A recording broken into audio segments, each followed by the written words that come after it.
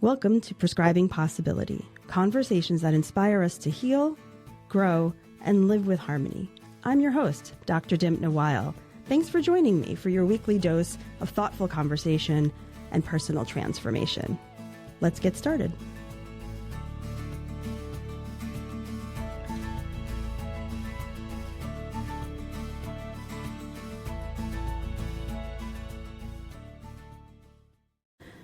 So as you're listening to this, it's April, and later this month, we'll be recognizing National Infertility Awareness Week. I can still remember the physical and emotional roller coaster so very well. It's part of our story, and it's a very relevant topic with the political climate that we find ourselves in early 2025. Very sad to say. My guest today has lived this experience as a patient, a physician, a colleague, and a friend. Dr. Thompson is a family medicine and public health physician from Portland, Oregon, who specializes in women's and children's health, and she is the proud author of Held Together, a shared memoir of motherhood medicine and imperfect love.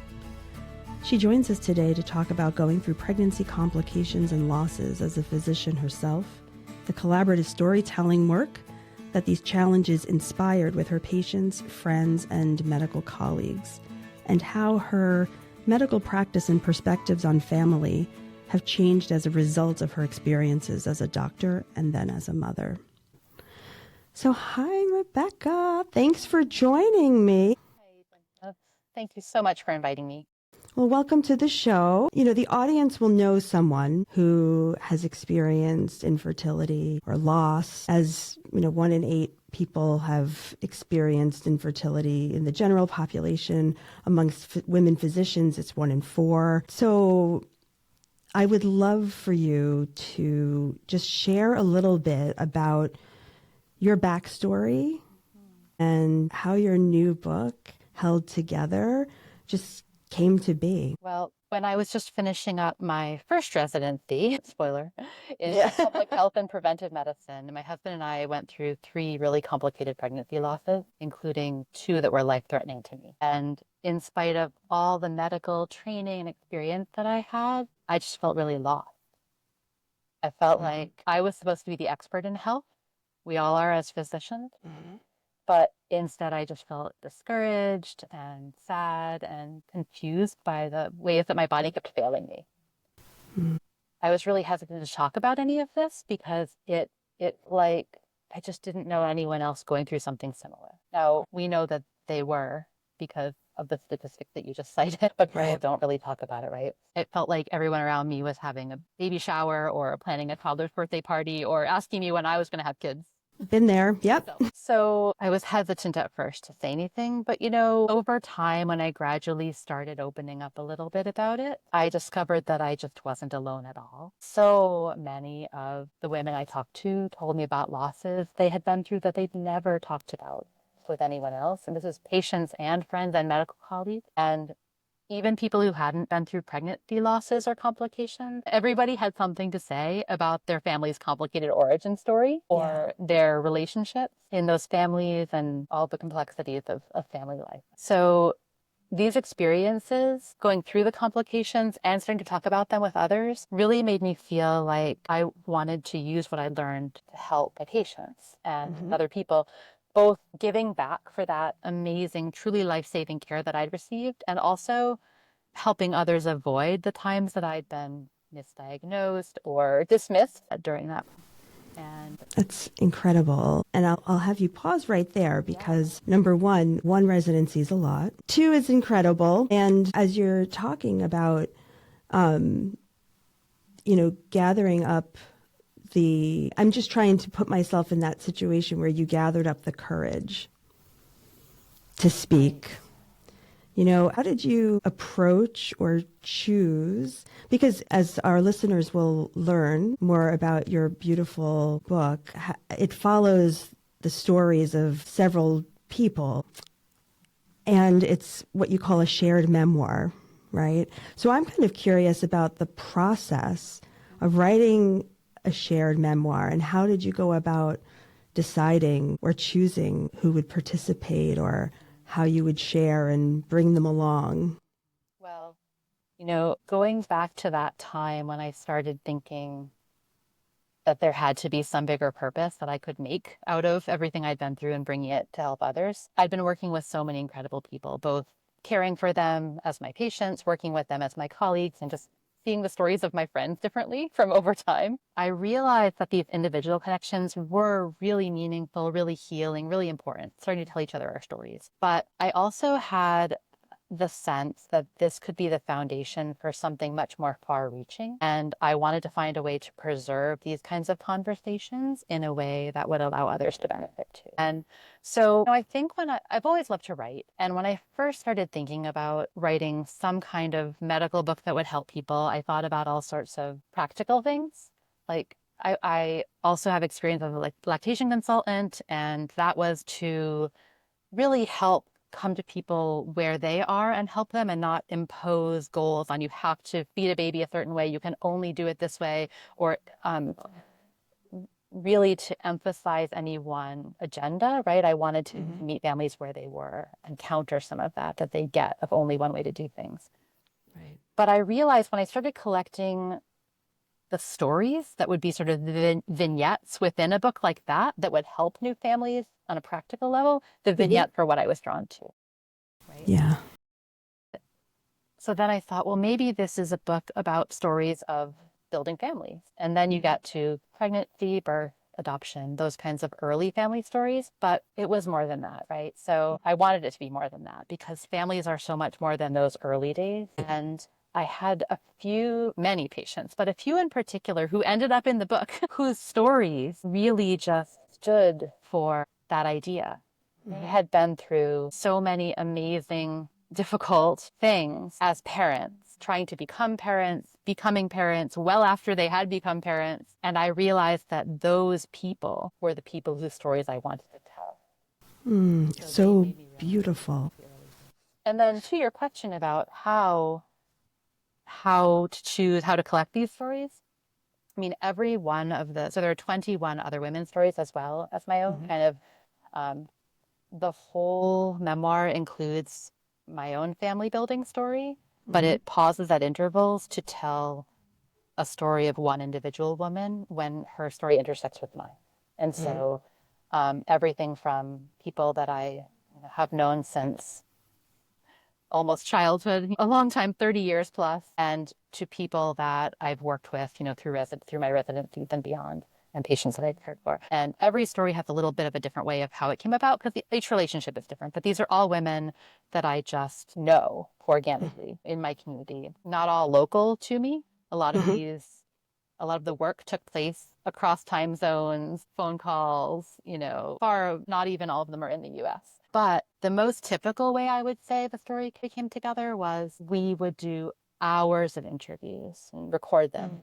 I had this little audio recorder that if she is local to me, we would meet up for a walk or sit in a coffee shop or somewhere just being together and just talk and record it. And then I would take that and transcribe it and use it to capture her words as much as possible with any written material she had that she could offer. Like some people had old journal entries or emails they had sent to family and friends during a really complicated time in their life when they were trying to give updates, that kind of a message. Or they would write out ideas of things, things we want to talk about. They would write all their ideas of their memories of what had happened there.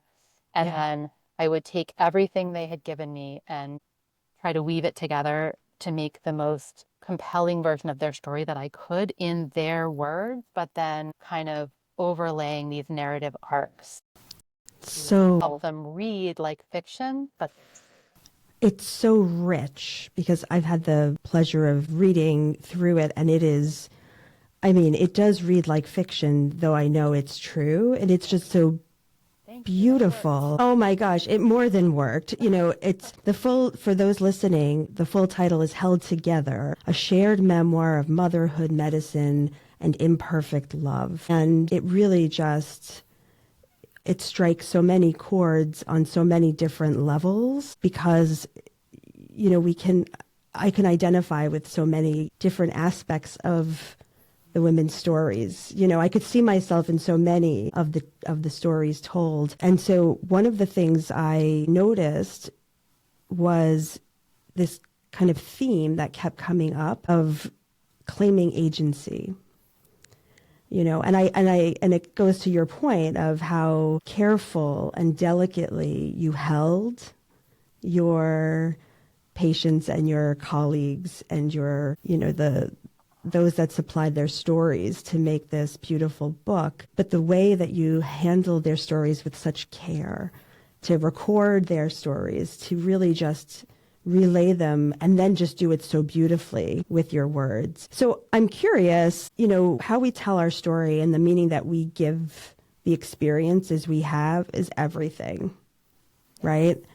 Absolutely. So as a doc and a patient simultaneously, right, you are going through your own challenges at various points, and yet you are still trying to show up for your patients, for your partner, for other people in your life. Can you just tell us a little bit about how you navigate that? Yeah, well, I think there are so many parts to that question, to those Yeah. questions. We could go so many different ways with that. I Mm-hmm. think the first part about, how we tell our story, the fundamental, I think it's the difference between the idea that everything happens for a reason Mm, and saying, well, that doesn't always feel great. That doesn't always resonate when we're going through but we still can make meaning out of it. absolutely. That's a huge distinction. Yeah. Difference, right? And I would say, too, in terms of finding agency in our story and speaking to that about the women I worked with, and I very intentionally call them collaborators. They're not contributors. They're not, it's not, these are projects that each one was its own, small project that we worked on together. And so I feel like every one of them wouldn't have chosen these challenges, right? None of us would have chosen our challenges if presented ahead of time. Mm-hmm. But all of them really do believe that they wouldn't be the persistent, resilient people that they are now without them. Mm-hmm. So that's a tricky thing to navigate, right? Mm-hmm. I'm not grateful for my struggle. If I don't want to say everything happens for a reason, nope. Sometimes we just have to go through some really hard things Yes. and choose to find purpose. Yeah, and that rings so true for me as well, having gone through similar challenges with my own infertility journey, and that idea of, making meaning and choosing how you want to tell your story, because at the end of the day, it's quite easy and simple to feel very victimized by our situations because it's hard, and making a conscious decision to not sit in that. I mean, we may sit in it for a little while, right? But not to Sit in it, but don't stay in it. 100%. Right. Don't marinate in it, right? Forever. Yeah, and I think that's such a great point that I think we don't want to be seen as objects of pity. Nobody No. wants that. And No. I think that's the difference. That was one of the biggest fears in starting to tell my story. I didn't want anybody to see me that way. I'm used to being resilient and overcoming things. I mean, you go through medical school. You've been through a lot already in like you're a can-do kind of a person if you get that far, right? And so I think by taking ownership of our stories and finding that agency, we can reject the pity. We can choose some kind of power over it instead. And we can say, I can be strong and capable even when I'm scared and vulnerable. I can be Yeah. both of these things. I can be a paradox and Totally. to apologize for being complicated. Right. It doesn't have to be one or the other. I think that's one of the most beautiful parts of the book, quite frankly, is that you hold space for all of the emotions equally. They all get their fair share, I love that perspective. Thanks. Yeah, you're welcome. But I think that is something that we don't get to see quite enough of, right? Because we think it has to all be good or it has to all be bad. And that's not true. And we think it has to all be resolved. Right. And so I want to say here that stories don't need resolutions in order to be worth telling. So I was going to say more about that. and I think that's probably one of the biggest underlying themes of Held Together, right? We don't have to have answered every question or conquered every adversity to find meaning in our story. Or for our stories to be meaningful, just inherently meaningful, whether we're looking for the meaning yet or not, right? Right. I think you really see this in every person's story in the book. At the end of each story, her narrative arc makes sense, right? But it's because we've seen her grow and change, and we still don't know most of the time. We don't know what's going to come next for her at the end of her story because she doesn't know what's going to come next for her. Right. That's part of what's so compelling. Yeah, and it is I think it's quite metaphorical because it's as though each collaborator is really like birthing their own story and their own coming of, Yes, and it's, yeah, and they're like becoming the person that they were meant to be. And it's said that to me afterward and said some version of, I just really hadn't processed that. I just don't think I understood it until we did this. And I feel like now maybe I can move past it, grow from it, many of them. Yeah. And that's an interesting thing, right? Like, I feel like a lot of people, it's the verbal speaking of, or it's the act of writing to process those emotions. And as physicians and nurses too, like those in healthcare where we are, taught to just keep our emotions to ourselves because we have to be professional and go on to the next patient and carry on, right? But we never really stop and process necessarily. Yeah, I loved I've read some of your blogs and heard some podcasts you've done before. And the thing that stuck with me, the line that stuck with me from something you've written was, I was always running around delivering miracles for someone else. And that line, that's it. That summarizes our jobs, right? Yeah. And that was heavily written because as a family practitioner yourself, right, who practiced OB. Yeah, yes. And as an OB myself, I mean, that's literally what I did, running around, and I can, barely having time to use the restroom, let alone run and take go get my shots up in the call room before my next section was ready. So yeah, the challenges that everyone goes through are different, but they are challenging all the same. Some of the universal and the specific, right? We tell stories that are nothing like anything we've been through or the reader may have been through, and yet we see ourselves in these Absolutely. nothing to do with our lives, and yet they resonate.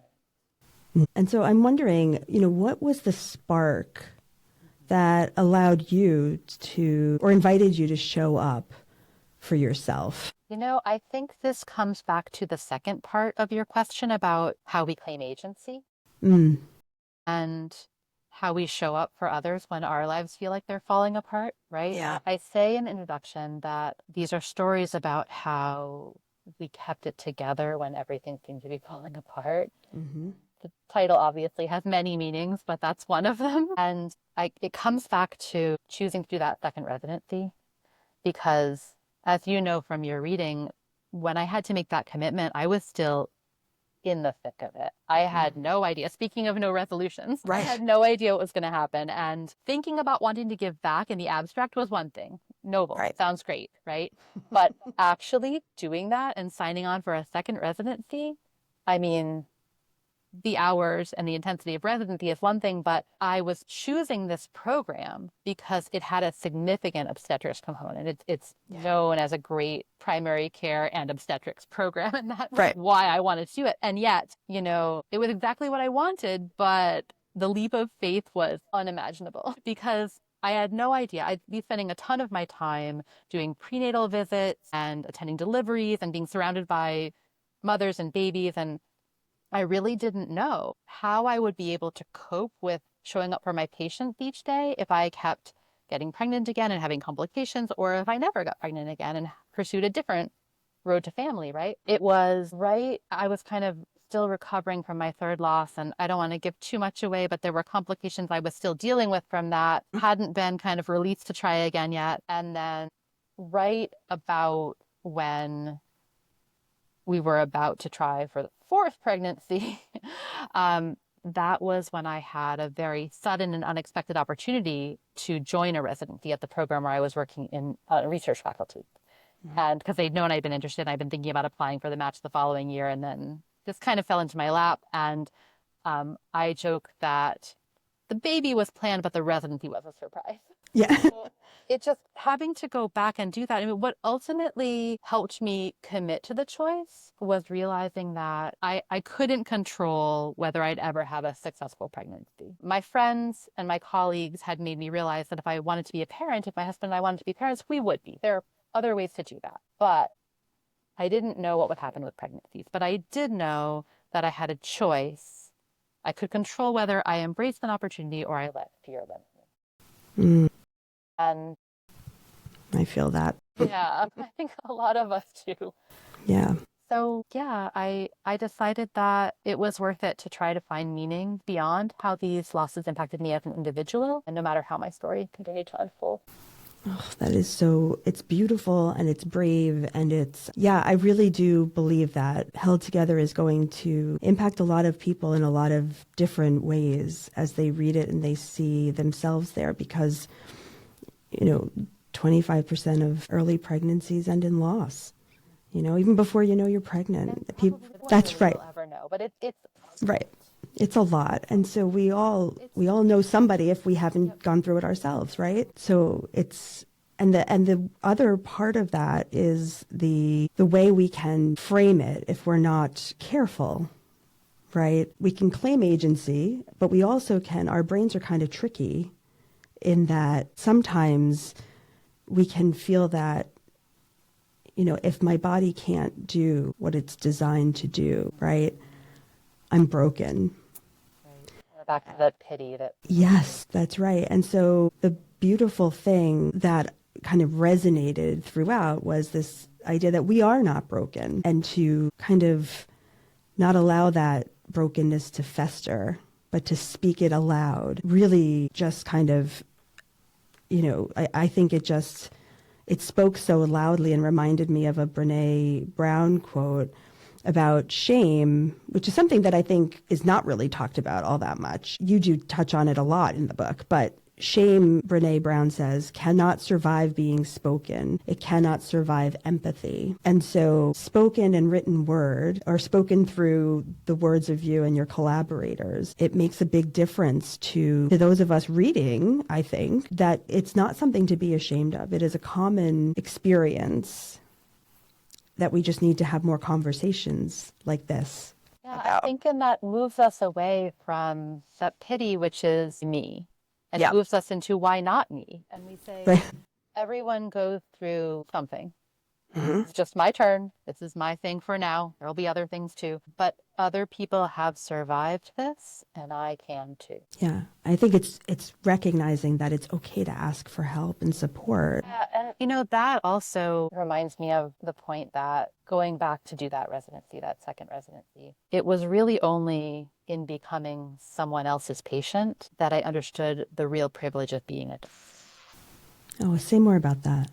My practice, having we go through medical school, I know a little bit about your story and why you chose medicine and your family and wanting to provide the care that your grandmother had received back when you were a child. But I didn't have any connection to people in medicine. I didn't have anyone in my family or any real experience in the medical field, whether professionally or personally, much before this. And I enjoyed medicine, but I don't think I understood the real context of people's lives. I mean, I hope that I was thoughtful before, but I just didn't see the depth and the layers of how illness experiences shaped everything else.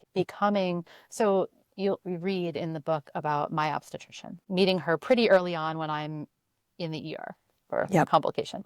And throughout the book, you see her, she kind of appears throughout, and she's an amazing, amazing person for me. And she helped me through so much. And even now, what is it, about 18 years later, she's one of my closest friends. And you see our relationship develop through the book. And I don't think it'll spoil anything to say that at the end of the book, you get to read her story and you see everything that she's been through and losses and joys and complications. And you understand that insight into caring for other women, especially while providing care during these transition times of family building, what she brings to that. I just think it's so powerful to suddenly see the other side of this person you've watched through the book, just me. And then you realize everything that she's been juggling at the same time. It's so powerful. I cried. I did. Yeah, because it rang true, and I think it will ring true for a lot of others who will see themselves in her, quite frankly. Yeah, it was very emotionally touching. Oh, and I'm so grateful for her friendship and for all the different roles we've played in each other's lives over so many years. Yeah, it's amazing, right? I mean, I think it's such an honor and a privilege to be a part of not only just a woman's life, but a family's life in that way. And it's not something that's ever really taken lightly or for granted. I used to often say it's a miracle that anything ever goes right in a pregnancy when you look at how many things cannot go correctly or according to plan, right? And it's so funny because I was thinking about, as we were talking a little bit earlier about just, the not being broken part, but even in moments when we do feel broken, it's the healing we receive from others in those moments of bravery or the courage that you demonstrate just from reaching out and saying, I have this issue, right? When I posted my my infertility story, I couldn't get over the number of people that reached out and said, I had no idea. I said, well, how could you? I didn't tell anybody. Right. Like you don't tell anyone and then you kind of resent that they're not being more sensitive. Yeah, exactly. It's like, hello, do you not know? Yeah. Yeah, we do. And it also kind of goes along, I think, with it made me think of like a couple of the Japanese kind of philosophies and art forms. And you mentioned that a little bit. Would you want to speak to that a little? We talk in, so Eriko's chapter, her family is Japanese American, and one of the themes running through her story, and let me just say, this is not my culture to explain. And so I very much appreciate and thank my collaborators who have, let me in to get a glimpse of their traditions and their experiences, because I do believe there's something that's really beautiful and relevant that transcends cultures about these ideas. So in her chapter specifically, we talk about kintsugi and the Japanese art of mending, usually ceramics, with golden lacquer, and then thinking about the beauty of the piece that's created with that and celebrating those imperfections, showing where something has broken and where it's healed, where it's been repaired. And I think that, her story, they're all so incredible. Her story is so incredible because each one has its reason. It shows family from so many angles, from generations before she was even born. We understand the origin story a little bit about her family and how that has shaped her childhood, her career choices, her relationships, including marriage, changed her choices over time based on the guidance of her family, whether implicit or explicit. Right. And how, through her life, she has put all those pieces together in a way that at first she felt that they just meant she was broken. And now she sees how they show how she's healed and what she's built with all these. Yeah. It's a really powerful story. It's powerful. And I think the important note is that it's, gold lacquer, and that's so specific, right? It's not some other bit of, because it celebrates the imperfection. Yes, because it's special. And I think, into something even, right? It's just such a beautiful metaphor. And it, to me, and I think also it relates to again, not my culture either, but I'm fascinated by the the philosophy of wabi-sabi, which in my understanding, and you may know a little bit more in talking with Eriko, but it's to celebrate and to accept the flow of life as it is. Yes. And the imperfections as they are. And what I find really resonant about that is it is the flow and the imperfections, but the flow part is about time. So it's about not just imperfection, but also transience and impermanence. Mm. And it means because it's about time, that means it's about change. And I think the most compelling stories we can tell are about how people learn. And Absolutely. so, or maybe it's the consequences of if they can't or don't choose not to. Right. Because that's telling too, right? So I think all of my favorite stories are about how we... Yeah. And that's a conscious decision, and it's either through action or inaction. And I think that's, it doesn't always mean we're doing something. Sometimes it means we're not. Right. Exactly. Yeah. So, yeah, I wonder now, were there other themes that are that you wanted to weave through the book, or did you just allow them to kind of unfold as they did? I think that I tried to let each story be what it was, and then I looked for the threads. And I told each person as we worked on it, they questioned about half of them ended up using either a pseudonym or changing a few geographical details or some, just some small identifying details for their family's privacy. A couple of them changed more, but most was like just the name or the place or something like that. And I said to each of them that I hoped they could tell exactly the story they want to tell and then decide if they wanted to use their name. I think the same kind of parallel holds true for this and how we integrated these stories. I wanted to let each story be what it was going to be. And so we worked on this for a bit over 10 years at this point. It was the first one, the first collaborator I worked with was Rachel in 2014, July of 2014. Each story took many iterations over several years, going back. Like I would write what I could and put in lines saying, please tell me more about this. And then we would talk again and record where she talked about one topic or two topics to fill in and go and put that in, give it back to her. How does that sound? Lots of iterations. But I think I tried to help each story be exactly what it wanted to be. And then as those themes emerged, like beauty and imperfection, like how we choose to tell our own stories, like wounded healers, they really created themselves. Yeah. And they resonated loudly. I mean, it was so clear how they came through. I think that the beauty in that kind of method is just really getting the authenticity. And I think that's what you really get from it. Like it's just so rich and authentic. Yeah, of course.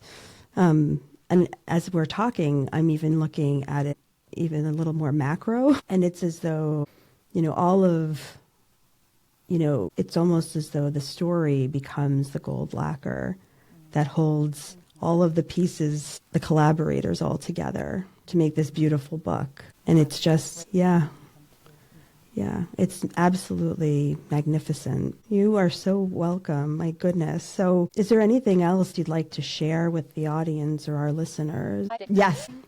The thing that really stands out to me in stepping back from it, like you're saying, is for all their diversity. I mean, these women come from a vast range of backgrounds. Cultural, religious, socioeconomic, racial, educational. And for all their diversity, they are so much more alike than they are different. They all love their kids. They all want what's best for their families, but they're trying to figure out what best even looks like while the ground beneath them is constantly shifting, right? And so I hope that it's impossible to come away from reading stories like these and not see the common humanity, the life, raising children and creating family.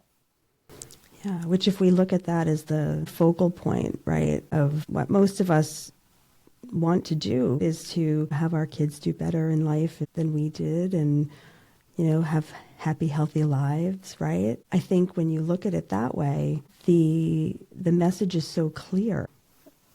And it really just feels so counter to what we are experiencing right now. And to that, I would say that why Held Together also gives me hope. I feel like it's my acknowledgement that I can't do everything, but I can be empowered to do the something that I can. And this project is that. And I hope that it encourages readers to see their lives this way. Yeah. And I do think that that has been accomplished, because sometimes it can be hard to find hope and possibility when our reality just seems so limited or hopeless. And it just may, and it may require that we seek support, we open up, we share our struggles, and then we find that we are just so much more alike than we are dissimilar. And just, it really does come down to that simple truth. Yeah. So as we come to the close of our conversation, I like to end our podcast with a dose of inspiration. So mine is really that each of us has struggles, and infertility is complicated, but we're never broken. We are not broken. We never were. And that it's okay to allow yourself to be held together, and that we have to be kind and gentle to ourselves and to one another. But really, it starts with kindness to ourselves. And so I will turn it over to you, Dr. Thompson, for your dose of inspiration. Well, as soon as you mentioned this idea, I knew immediately what. Please. And that's the epigraph, the poem at the beginning of Held Together. It's a piece by Victor Hugo. Be like the bird who, halting in her flight on a limb too slight, feels it give way beneath her, yet sing, knowing she has room. And first came across this in middle school, and I copied it down on a little scrap of paper that I stuck up on my bulletin board. We are very much alike. Go on. And it has stayed with me over all these years. And, I chose to include it in Held Together at the opening because every one of us in this book, and I hope our readers too, we are this bird. Yeah. And even when we feel the ground shifting beneath us, we try to have courage, and we try to believe in ourselves. We try to lift up our voices and each other's voices too. And, I think another thing that's maybe even more resonant about this poem is the title of the larger work that this is part of. It's in French, Les Chants du Crépuscule. And this is usually translated from the French as Songs of Twilight. But really, crépuscule is a word that in English, crepuscular, it can refer to dusk or to dawn. Yeah. And that, so the time either just as the sun goes down or just as the sun is rising. So what this means to me is that sometimes when we think we're at the end of something, we just can't see yet that we're actually at the beginning of something. Chills. And if that doesn't inspire our listeners, I don't know what could. That is just so beautiful. Thank you for that. I hope that will. Oh my gosh, Becca, thank you so much for joining me. Thank you for sharing your beautiful words with all of us. Held Together, a shared memoir of motherhood, medicine, and imperfect love is available for everyone, everywhere that books are sold. And how can listeners get in touch with you if they want to reach out? Where can they find you? Well, I have a website, and it's just my name. So RebeccaNThompson.com. Just use the middle initial and find me. And Beautiful. I'll have links to where you can get the book, and including a spot where you can search for your local indie to get it from. Excellent. And events, podcasts like this, and other local and live events. Yeah. Wonderful. There, and you can message me through the site as well. Please message me and tell me what resonated. That's fantastic. Well, thank you so much for spending your time with us today. Thank you for the work that you do to remind women that their stories have value, and that as physicians, we can find more purpose in our lives. Thank you for that. Thanks for sharing your time with me here on Prescribing Possibility. I hope today's conversation offered you a breath of fresh air, a new perspective, or even just a moment of calm in the chaos of life. If this episode resonated with you, pass it along to a friend or a colleague. You never know who might need a little more harmony in their life today. I'd love to hear your thoughts, your questions, or topics you're curious about. Reach out to me anytime on Instagram or LinkedIn @DimpNoWhile, or send me an email at podcast@dimpnowhile.com. Until next time, give yourself the grace to grow, the space to rest, and the courage to imagine what's next.